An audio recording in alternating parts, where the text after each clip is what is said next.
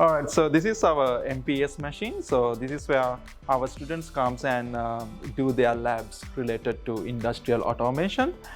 Basically, what we got here is a small mini factory, and then it's got some pneumatic actuators, sensors.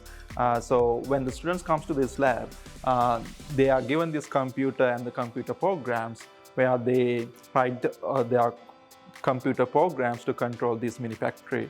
And it's kind of like a real factory environment, so the student can get the real experience, introduce them with the different sensors and actuators, and then designing these kind of systems, and also the programming, and then given some intelligence to these machines. So that's where they can apply their skills, as well as putting together mechanical components, as well as wiring, and also designing the electrical systems. Yeah, so it's kind of like a multidisciplinary thing, like mechanical, electrical, and automation, as well as some software programming. And then overall idea is like they should be able to fully program this whole system. So those kind of experience are really valuable because they can directly apply that to the real world.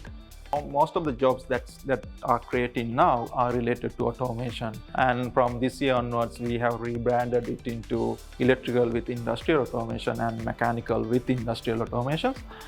So the reason behind was that we think with this new approach there will be more job opportunities for our students, because they can even work as electrical engineers or mechanical engineers, and also they can apply the industrial automation knowledge when they're actually working in the industry.